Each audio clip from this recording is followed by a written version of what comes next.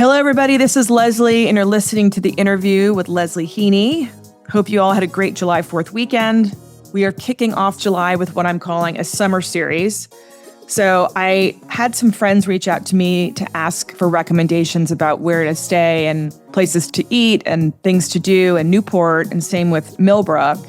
And I thought, since people are traveling a lot this summer, that maybe this is an interesting subject for the podcast to ask people who are in the know in different communities to share their favorite spots. And so that's what I did. I've asked insiders to share their favorite secret spots and recommendations for places to stay, eat, and things to do, and wonderful places to visit during the summer.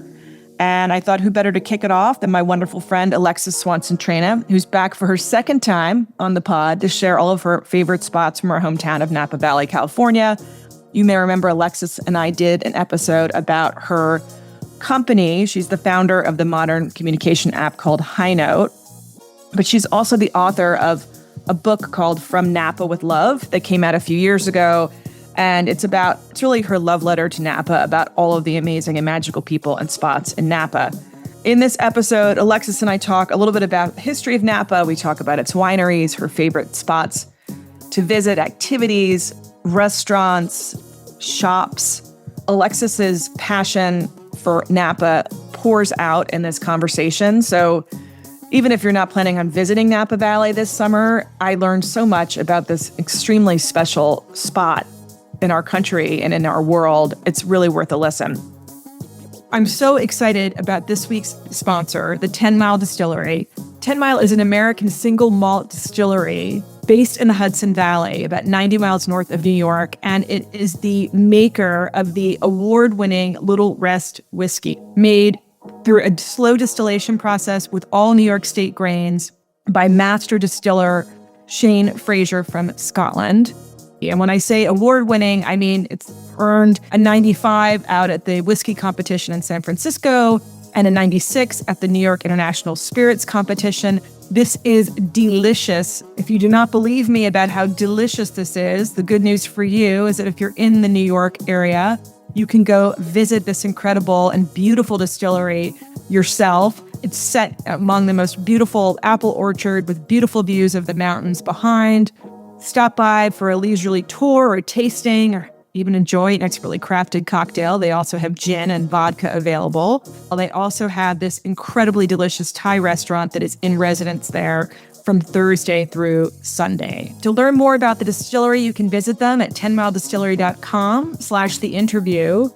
All orders will receive 10% off if you put in promo code the interview at checkout. So go to www.10miledistillery.com/theinterview to get that discount, that 10% off. I promise you will not be disappointed.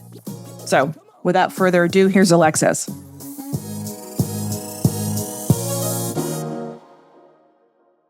I'm so happy to see you.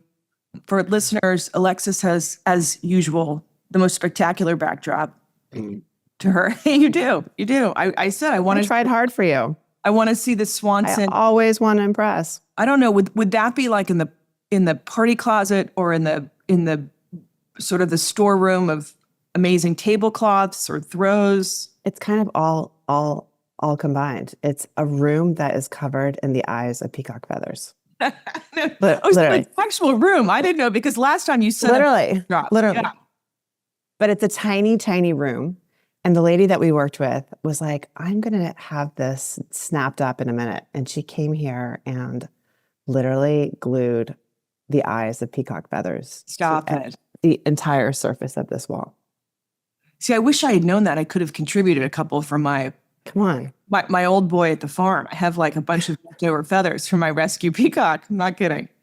All right. So you are in. I discovered this room and I was like, this is where I'm going to talk to Leslie this morning.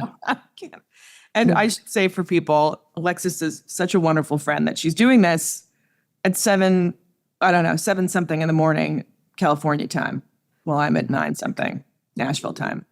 So you're in Napa right now, which is apropos of why we're having this conversation today, because it's the kickoff of my summer series on the podcast about different locations where people love to go, well, all year in the case of Napa. And what's on your docket? I've got East Hampton in the hopper, Newport, Southampton. Oh, also like Millbrook, Litchfield County. I've got a great person. Yeah, which I feel like people are talking a lot about. Yes. Yes. Of course, that would be after we just sold our house there. You know, if you ever want to know what real estate decisions to make, you wait until we've sold someplace and then look like a year later when the place is hot. We've never landed that plane well. But anyway, you and I just talked about maybe Aspen, Jackson, so places. And I got the idea because I had a friend text me and say, we're going to Newport this summer. Where should we stay? Where should we go? You know, what are fun things to do? And I thought, you know, I get that a lot. I'm sure you do with Napa, because I've asked you in the past about Napa. Yeah. And I know I'm speaking to the expert there as a, you know, almost I'm an enthusiast of Napa and the author of your amazing book, From Napa with Love. So anyway, I thought we'd take it from the top. I want you to tell us sort of like how the Swansons came to Napa, why, just your quick journey there. And then tell us why you think Napa is unique and what places people need to know about. Love to, Les. Well, I was in boarding school with your sister at the time, and I got a phone call from my dad, who is a super serial entrepreneur, and suddenly decided that in a quick decision, he wanted to get into the wine business. He'd been to Stanford and he kind of had this romantic vision of Napa his entire life. And I think percolating behind there was always like, someday I'm taking my family, I'm relocating, and I'm chasing this dream. And so it was about 1984 at the time. And I was in boarding school and he calls up and he tells me this. And the only thing I can imagine it to be is Falcon Crest. And I'm like, yeah, fuck yeah. Lorenzo Lama, yeah. Count me in, yeah. So we go and we get there and I kind of was sight unseen. So I show up, it's 1984. I'm like kind of height of puberty, really excited about this whole show. And I realized that it's like the town of Oakville, where we located to, is population 300. And I'm like, wait, what happened? Well, how did I miss this? I think I was confusing it with Oakland. I don't know, but it was like Oak, something. So we get to Napa, and Napa was everything that my growing up in Florida wasn't. It was dry air. It was like sultry nights. Napa was just like a whole fantasy that I could not even get over. I couldn't believe it. I was like, this is for me. So that was kind of the amazing start. And my dad, like I said, it was amazing growing up with a father who was like a true entrepreneur. I mean, I think that, he's 86 and I think he's had 6 different businesses. I know it's like your dad. And I think that's part of why we love each other so much, the tales of our dads. But that was kind of amazing. So from kind of that time till about 2016, our family had this amazing operation in Napa Valley called Swanson Vineyards. And I ended up graduating from college and just like moving straight out and working with him. And for like over 20 years, we had such a crazy, hilarious time. And it was fun and it was crazy and it was ridiculous and it was bad and great and, the whole story. But I think that, to see kind of Napa, just even from that window of time from 1984 to today is like, whoa. Has it evolved tremendously in terms of like growth or population or all of it or what? I mean, I think when we got there, what was interesting, it was like very mom and pop. There was like a couple like foothold wineries that were very kind of iconic and old school, but it was like a very old world operation. I mean, like, I don't even think they got email until like 2000 really.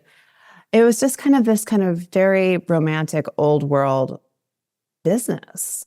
And, I started working there when I was 22 and there weren't a lot of women and it was just fascinating and amazing. And our kind of special sauce was we kind of innovated that world of fantastical tasting experiences. We saw all these people coming through and all we really had at the time were like, come in, tasting, belly up to the bar, cheap glassware, keychains and tchotchkes. And we were like, let's make this something. Let's make this a destination. Let's pull together all of our favorite destinations in the world and, bring all those pieces together. And so that was really special for us. We were able to really kind of innovate that kind of whole world of experience that just hadn't existed and now is really just, on steroids. You sort of were one of the first, or sort of the pioneer of that, of having that visit, right? Be not just, and I know exactly what you're talking about, of kind of the place where you go where they bring out whatever glass and there's like a shop and whatever, but bringing sort of all of the charm and taste and style and interiors and beauty, like matching that story with kind of the luxury products that we were selling. The whole idea of introducing, collaborations, all those types of interesting. Caviar and potato chips at the time was like super novel. Now it's like, now it's at the gas station. So what is happening though there? So are there other vineyards that you like kind of have adopted approach? I think what's so crazy is when you think about Napa, and I think probably that's one of the reasons why we wanted to connect on this, was Napa's so extraordinarily unique in the world. Like, as we go and we travel to all these different places, we always kind of have these little places on our bucket list. And we always say at the end of each visit, wow, that was amazing. But Napa's like right there. Yeah. Napa holds. Napa is a 26-mile valley. And it's kind of completely encapsulated. So it's this magical sense of you're in a real valley.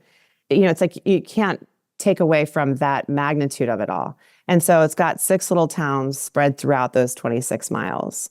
And it's just kind of become this extraordinary mecca of like incredible food, incredible wines, crazy people coming together. It's a bedroom community from San Francisco. So it's got so many things kind of beautifully working for it. It's got music, it's got culture, it's got a lot of the pieces that really matter outside of a city.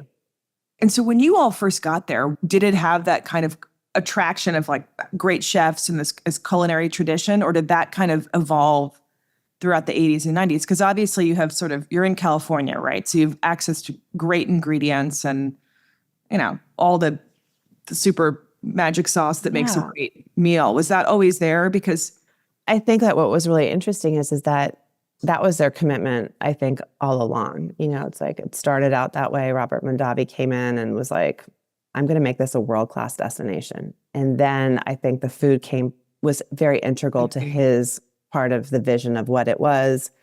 And I think that it's just carried on. And so all these extraordinary chefs and all these incredible winemakers, but it's really a valley of like, so many fingerprints. It's the people who farm the lands. It's the people who make the wines. It's the guys who do the barrels. It's the chefs. It's the farmers. It's the markets. It's got so many interesting components to it. And it's agrarian fundamentally. And then secondarily, hospitality. So would you, it's so funny. You said that Napa Valley, and I've been there, of course. And I'm like, it is the name, right? You're sort of you're looking up as opposed to looking down. Does that make any sense? You're looking at all of the mountains around you. Oh yeah, it's magical. It's majestic in the craziest way. It's kind of the best of the West. It's the best of 26 miles. It's the best of sunsets and sunrises. But I think what's interesting is when you kind of look at Napa, it's kind of like, what's the real story here? Well, Napa's representing America on the world stage of wine. Right. It's special. It's important. And then you start to kind of get down in the subsets of the different areas within Napa. So I never realized. So the 6 towns, what are the 6 towns? So the 6 towns, south to north start with Napa. Then it goes Yountville. Then it goes Oakville, where we are. Then it goes Rutherford, St. Helena, and Calistoga. All right. So considering all these, it is, as you mentioned, sort of the epicenter of winemaking in California and by extension, the world. I think also, interesting enough, it's maybe, I think, number 2 or 3 tourist destination in the state of California. So what does that mean? That means big business. Yeah. It's it's not just kind of like, oh, it's fun. Like, let's go check it out. It's serious business. And I think that's when we talk about how has it evolved, it's gone from being, kind of these independent family businesses to really serious business. So, without putting you on the spot, are Mm. there certain vineyards, let's say you had a weekend in Napa, that you sort of think have really carried on that tradition of the experience? And maybe it's because their wine is spectacular, or it's because their presentation and how they're engaging with their customer is so unique and special. But do you have like favorite places, other vineyards that you would Yes. think should be great that people should visit? God, yes. I mean, Okay. so I was saying we live in the town of Oakville, and Oakville is kind of really the dead epicenter of Napa Valley.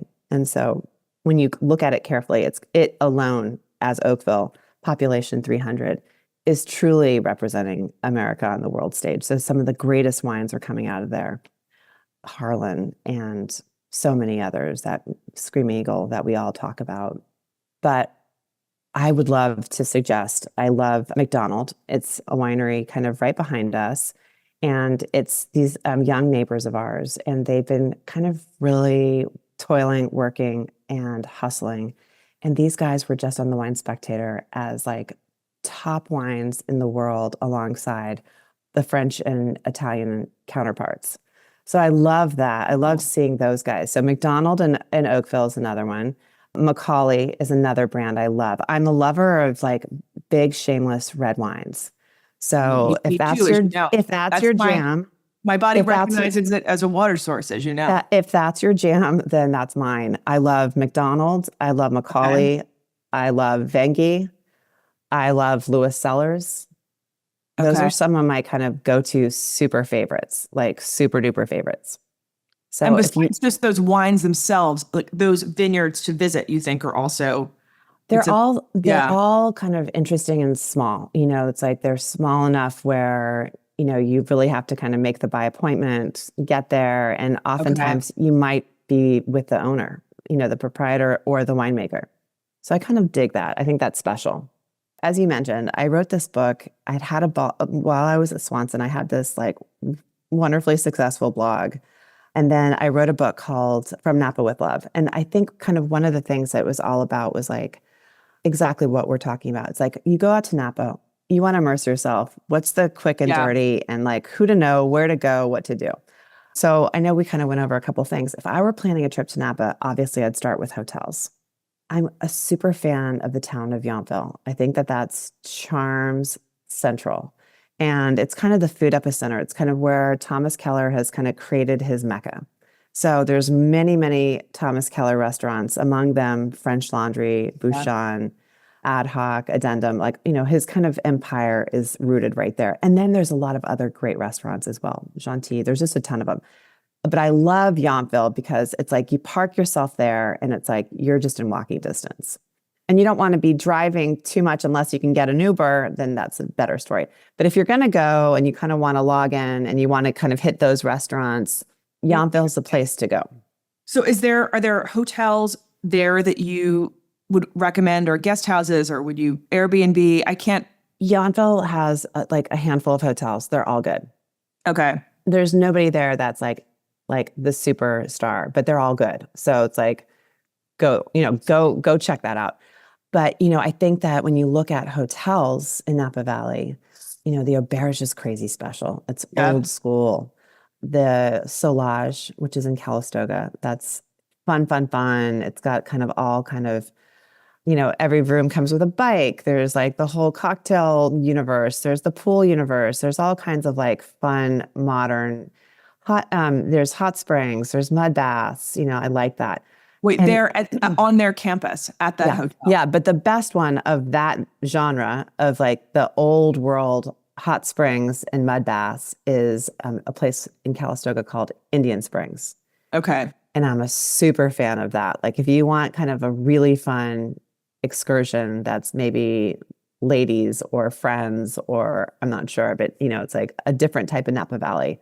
There's like a whole kind of healing component world that's kind of rooted in Calistoga, and that Indian Springs is like 1950 modern, like modernized.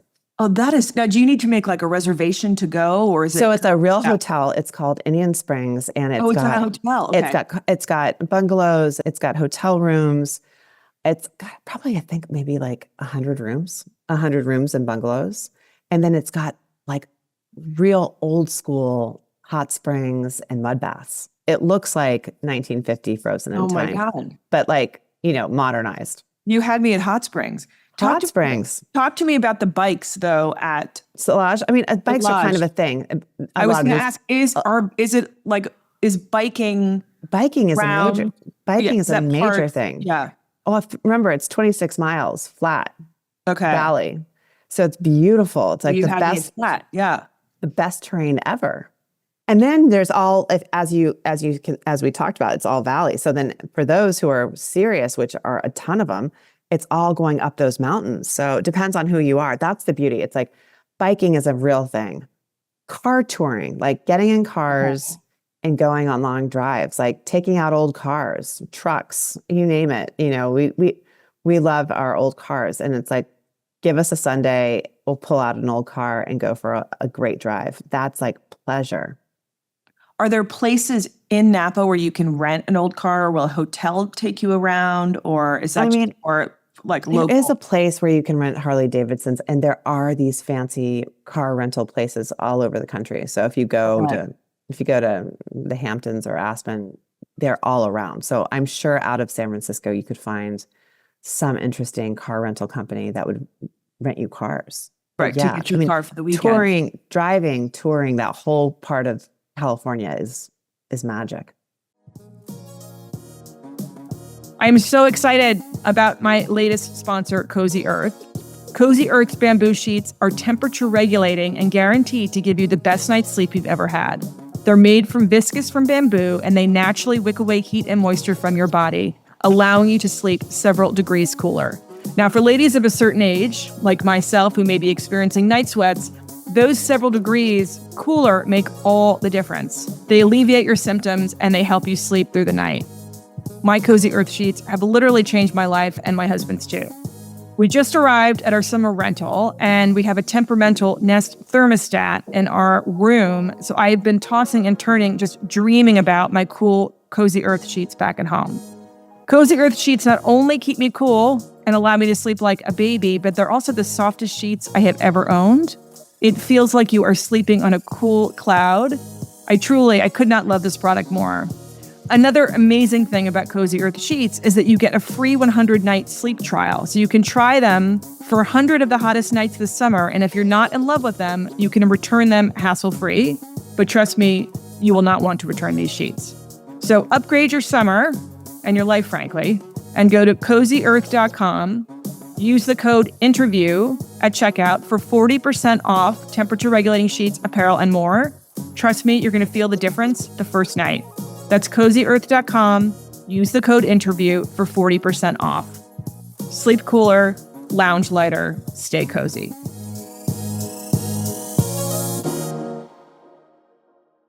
So you're on your bike, or you're in your antique, Mercedes convertible, and you're tooling around. Or your truck. Or your truck, or your pickup truck. You've got a great old pickup truck. We do. What about places to visit that are not restaurants? Are there stores that you think are... One of my favorite things to visit is, I love the Napa Valley wine train. Okay. And I think that that's like a super must. So if you've got any friends who are coming to the Valley for a couple of days, the Napa Valley wine train is this kind of 1930s old Pullman car train. And they've been completely refurbished and modernized. So it almost looks like it's the same kind of train as the Orient Express, if that matches. That is and it's go around the valley? So it goes up and down the valley. So I think there's like 3 or 4 trips a day, and it goes up, and then it's a train car, and it comes with beautiful food service. Oh, that is awesome. And also really great wines. So like, you have this crazy, beautiful experience. It's like you feel like you're on the Orient Express through Napa. It's not quite as loud as the Orient Express, but I'm saying, like, it's a throwback, and it's so special to be in these old clickety-clack trains that are so gorgeous and still in business. I love that experience. I think that's super, super special. I would encourage that all day long. There's the balloon riding. It's like the hot air balloons are like a real thing and incredible. Like, you can't get over the morning skies. I mean, it's just like you get out at dawn, and it's like it's usually right in that Yountville area. And it's like dozens of these incredible balloons. I love that. You could probably just find that online, or if you're staying at a hotel, the concierge, the front desk. I think there's only 2 or 3 outfits that are really. I love that. I think that's a super way to go. I mean, I think start your day with the balloon ride. We have crazy farmers markets. I know you guys do too, but Northern California has really kind of invented that as a sport. Those are amazing. Those are Fridays and Saturdays. I think that there's just there's crazy architecture, really interesting architecture there.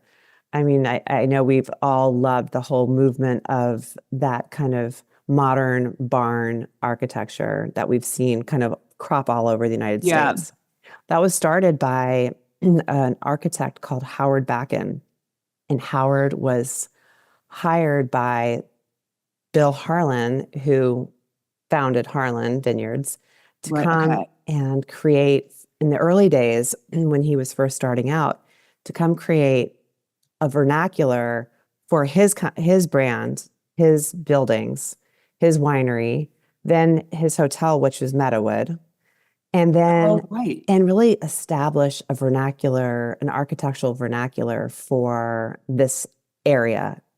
And so that whole kind of modern barn, architectural style and movement really came out of here. And then from there, Howard kind of partnered with Restoration Hardware and took it in a bigger way, mainstream across America. But I mean, that's really the vernacular of Napa Valley, that incredible modern barn, living indoor, outdoor, living outside as much as inside. And I think, when we think about what's interesting about Napa Valley is, we have such this incredible European high-low agrarian culture. We are living outside and entertaining outside, 6 to 8 months out of the year. We have this kind of whole kind of interesting food culture and farming culture and gardening culture. It's so embedded in every aspect of that kind of life. And we see it so much now, it's become that kind of commitment in community has become really real across America. But, that's. What about art? I feel like it would be a place where there would be cool galleries or stores or ceramicists or artists, anything. I think what is kind of that combination of, there are all kinds of crazy collectors. There's not a singular superstar gallery, but you can start to see that there's gallerists that are coming out and seeing that audience is here. That audience is visiting. So, when you start to think about kind of who's coming, what are the core things they like? Shopping is becoming something that's new. So like we started to see like high-end shopping. Veronica Beard showed up, 2 years ago. Stop it. Yeah, we were super excited about that. She took this beautiful spot and we were like delighted to have her there. It meant so much. And so she's in St. Helena, and that was a great anchor for her to show up. Elise Walker, who's got kind of one of the great superstar shops in Los Angeles, brought her shop to Napa Valley too. So that was great. I mean, we started to see a lot of amazing kind of fashion, and, we're seeing gallerists pop up. We're seeing like beautiful furniture and ceramicists. One of my favorite stores is a shop called Vintage Home. And she has this extraordinary space. It's all home interior stuff, but she is one of the most celebrated, famous curators of Christmas. So she... Stop it. This is right up your alley. She transforms Christmas, and it's like people from all around the country come to her store. It's called Vintage Home. And it's like she brings Austria and Germany and the Midwest and you name it, every kind of, ornament, tinsel, trinket, anything you could imagine that you love high to low. She packs her store at Christmas time, and it's like a true destination. So that's one of my super favorites. There's another place I'm crazy about too. It's this amazing place called the Napa Olive Oil Factory, and it's like bitty. It's run by a family who's owned it many, many generations. They haven't done a single upgrade, and they like it that way. Yeah. And you like it that way. And they sell the most delicious, crazy good olive oil in every size, like the double gallon, the gallon, the liter, the quart, the half quart, and it's the greatest place to go and go there, buy a case of olive oils.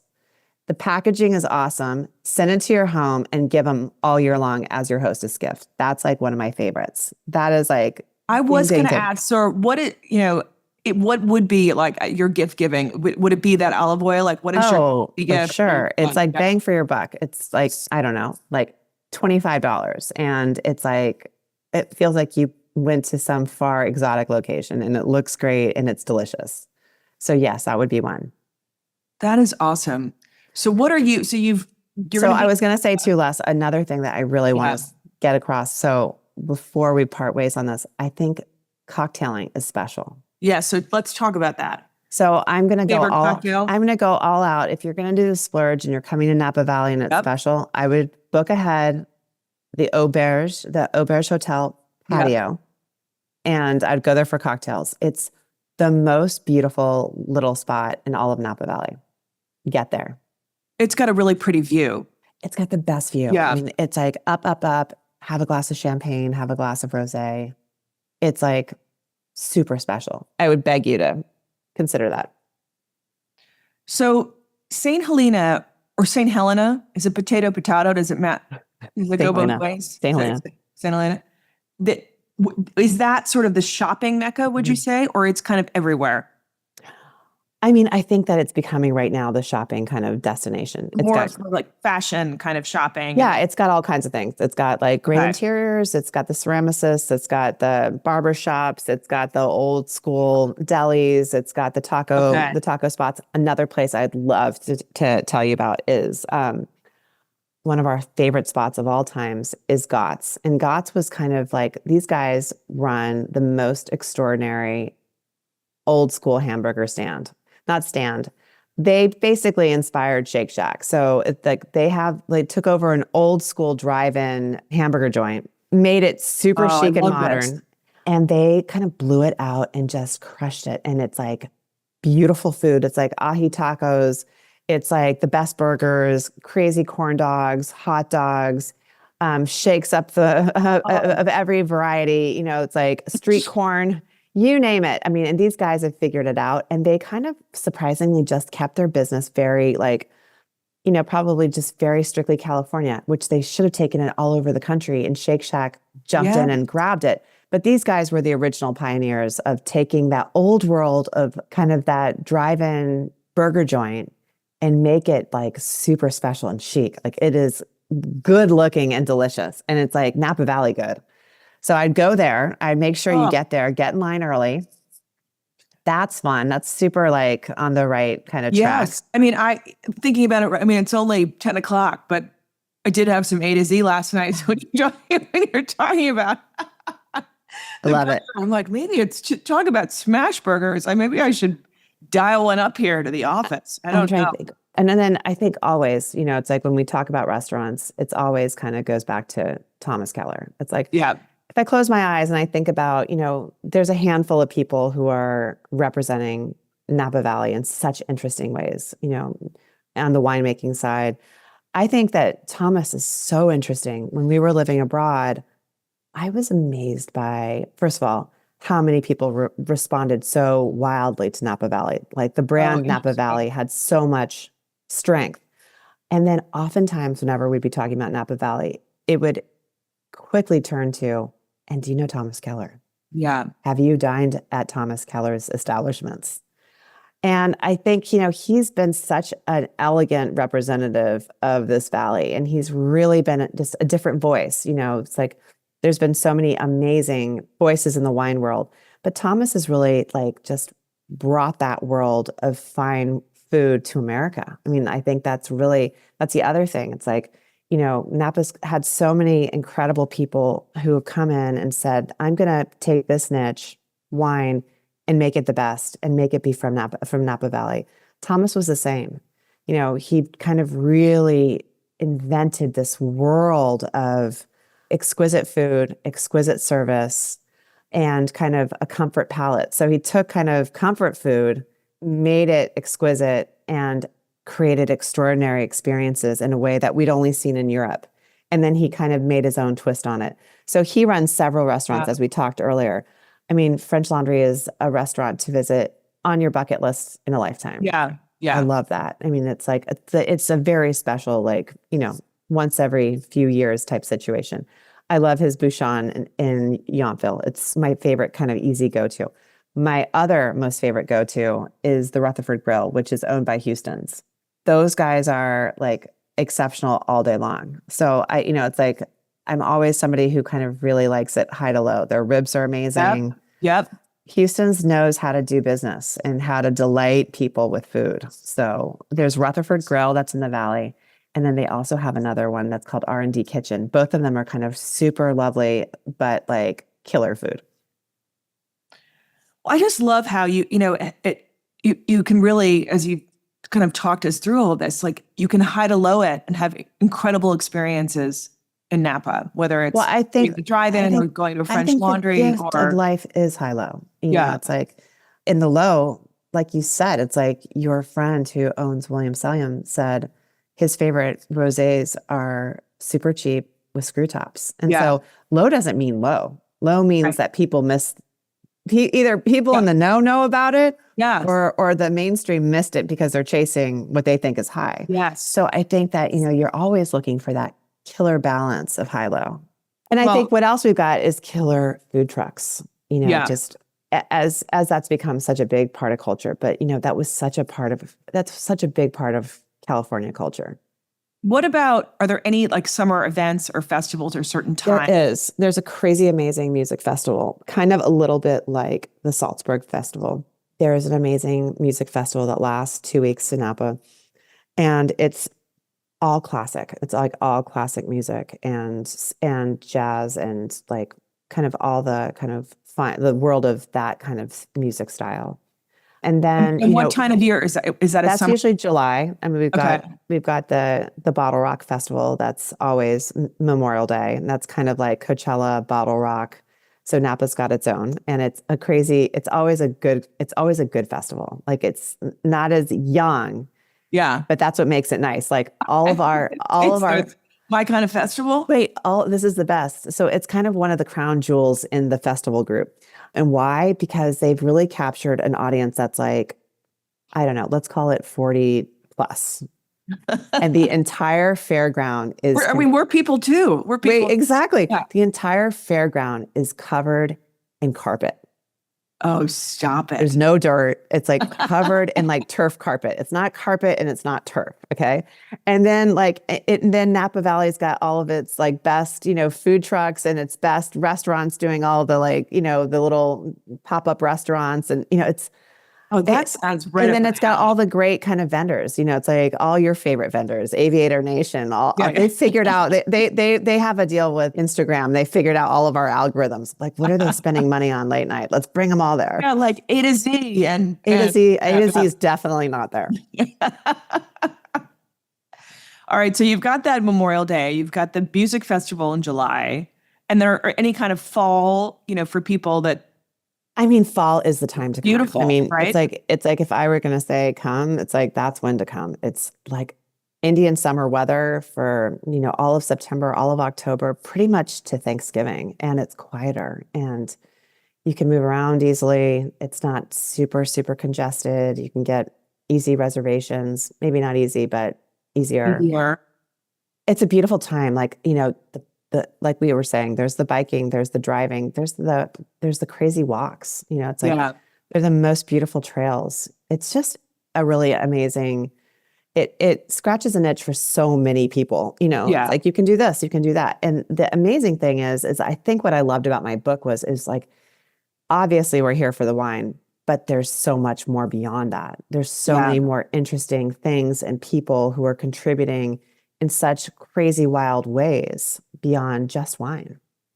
Well, the book From Napa with Love, everyone who's listening should actually get a copy of because it's such a great book and such a fun book. And it also captures the people you were talking about. Like you kind of really highlight the people that I dug into all those interesting people because there were so many of them contributing in film and architecture and food and wine. It's like all of these different people that were in the book their fingerprints were across our everyday life, in so many impactful ways, from the table to the TV to how we live, how we entertain, the cookbooks, you name it. I mean, it was just so extraordinary. It was as much about the place as it was really about the people, I thought.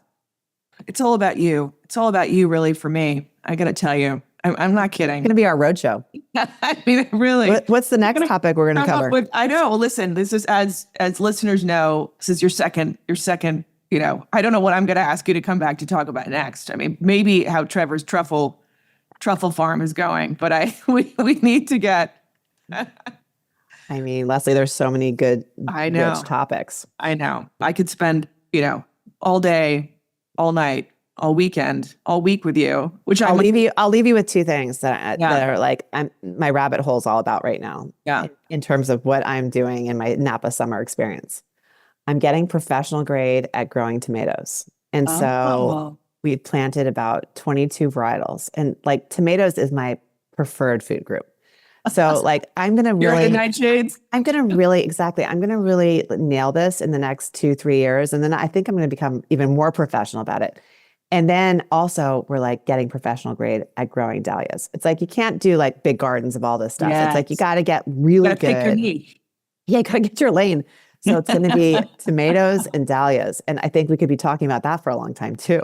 I love it. Well, by the way, I don't know if you recall when we had our house in Newport, we had our tiny garden, and it was like, the little garden that could. I mean, we had these Dirk Diggler cucumber situations happening. I was pickling things.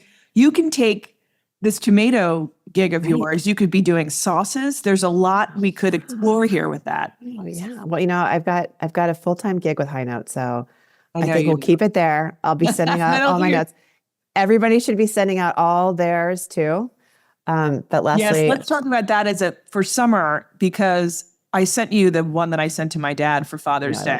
I love it so much. Okay, so for your viewers, listeners, yes, I started a company a couple years ago called Hinote, and Hinote is kind of a digital world combining the iconic universes of Hallmark, of old school Crane stationery, of paperless post and Canva in one app. So all of your essential communication for life that you might ever need is found on Hinote. And it was just an amazing journey of just understanding that we went from such a world of so much extraordinary ways of expressing ourselves. And then when we got on digitally, all of a sudden we went to a world of just emojis, bitmojis, memes, and gifs. Yeah. And how did we lose stationery? How did we lose personal representation? How did we lose greetings? And I just saw that this whole world that was offline hadn't come online. And so it made sense to bring the world of greetings and birthdays and thank yous and stationery and invitations to one source on your phone. And that's where we live. Yeah. And we live, as you mentioned, like really on text. But you have allowed us to communicate on text in such a special, custom, elegant, and fun way. I mean, I sent you the Father's Day card I sent to my father, but all week it's a birthday thing or come by. I sent to a friend. I'm like, are we playing Mahjong? You've got a great Mahjong thing happening now. Like you can find every single kind of message, note, invitation. Well, because I think at the end of the day, it's like, style and taste is what differentiates us. And it's like everything about our world telegraphs, your glasses, that shirt, those earrings, everything telegraphs, except the one place that we spend endless hours a day, which is our phone. Yeah. And we're sending out blue and gray text bubbles. I mean, come on. Yeah. Come on. We're trying to make deals and introductions and hellos and I love you and I miss you and I'm so sorry and congrats in a blue bubble. Yeah. No, you have really revolutionized communication and just made, as you said, sort of the place where we spend all of our time special and unique and like individual like we are. And I also think what's interesting too, it goes back to the high-low. It's like who we are on any given day is high and low. Yeah. Who I am at 7 a.m. is definitely different than 3 p.m., 6 p.m. I love it so much. The fact we're having this conversation and I told you, my husband was like, Alexis is she's on the East Coast. I'm like, no, she's in California. She's an early riser. She's an early riser. She wants to, we're talking early. Well, I think we're going to have to take the show on the road. No, 100%. Imagine the topics. We covered a few, but we've got a lot under our belt. We'll talk. I mean, we mentioned before, we were talking, that we're recording. So we have to go offline to pick up all of our topics that we're going to cover. But I love you so much. I mean, by the way, for listeners, there is no one who is more Napa or Napa is more someone than Alexis Swanson Traina. And you got to check out Hinote. I know we all know Hinote. I mean, you need to get on it for this summer because there's so many great opportunities to send your special invite cards and your best. You got July 4th. Send your best. Send your best. Yeah. Listen, Les, I love you and how fun. And I'm always just a Zoom away. I can't with that. She's back. Who knows what other topics we're going to have. Thank you, my darling. That brings us to the end of this episode of The Interview. Big, big thank you to Alexis for joining, not just once, but twice on the pod. I could spend every waking minute with Alexis. I enjoy all the time I spend with her, both on and off the pod. Had so much fun recording that episode and getting all of the ins and outs of Napa from her. Also, a big thank you to our sponsor, 10 Mile Distillery. Don't forget to visit their website, 10miledistillery.com, for their incredible spirits, whiskeys, vodka, gin. And if you use the interview promo code at checkout, you get 10% off. And another shout out and huge thank you to our newest sponsor, Cozy Earth. They're offering 40% off to interview listeners for visiting their site and purchasing their amazing cooling sheets. And also they have some terrific clothes as well. So check them out at www.cozyearth.com. And don't forget to use the interview at checkout, 40% off. And if you enjoyed this episode, please rate and review us on Apple Podcasts or Spotify or wherever you get your podcasts. And tune in this Friday for a second drop of the summer series. This one, we're featuring the Hudson Valley. So until Friday, this is Leslie, and thanks for joining The Interview.